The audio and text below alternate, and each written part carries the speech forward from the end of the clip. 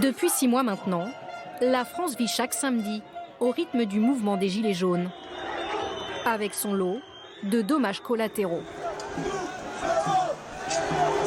Dégradation, commerce fermé ou mobilisation des forces de l'ordre, l'heure de faire les comptes est venue pour le gouvernement. Pour cela, une mission d'information parlementaire a été chargée d'évaluer les coûts des violences du mouvement des Gilets jaunes. Hier, elle recevait les représentants des grandes villes de France. À Toulouse, par exemple, la facture est salée pour la collectivité. J'ai sous les yeux celle de Toulouse qui se chiffre, donc après le dernier samedi, qui se chiffre à 7,469 millions d'euros. Rien que la voirie, c'est 777 000 euros de reprise des enrobés suite à des incendies, par exemple. Mine de rien, ça chiffre.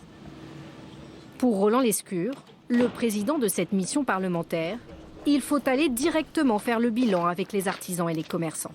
Moi, je voulais vraiment qu'on donne la parole à ceux qui sont sur le terrain, qui ont été affectés, et que d'une certaine manière, on entend peu le samedi, on entend surtout ceux qui sont dans les rues, et que d'une certaine manière, on touche du doigt la réalité de ce que c'est pour un commerce qui a beaucoup investi, qui s'est développé, et dont l'activité a été vraiment affectée. Alors on veut évidemment faire une estimation des coûts sur le terrain.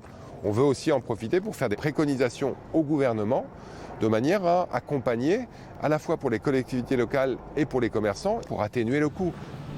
Les conclusions de la mission seront remises en juillet. François Ruffin a refusé d'y participer, dénonçant un gilet jaune bashing.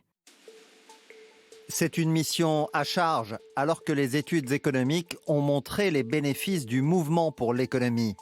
La suppression de la hausse de la CSG pour les retraités jusqu'à 2 000 € ou encore la prime Macron. Pour le député France Insoumise, les 17 milliards proposés par Emmanuel Macron relanceront la consommation des ménages.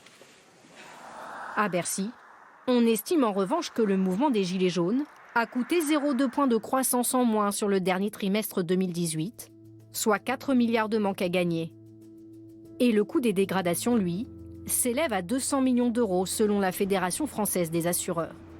L'INSEE, en revanche, se veut moins alarmante. L'Institut ne table que sur un recul de 0,1 point de croissance.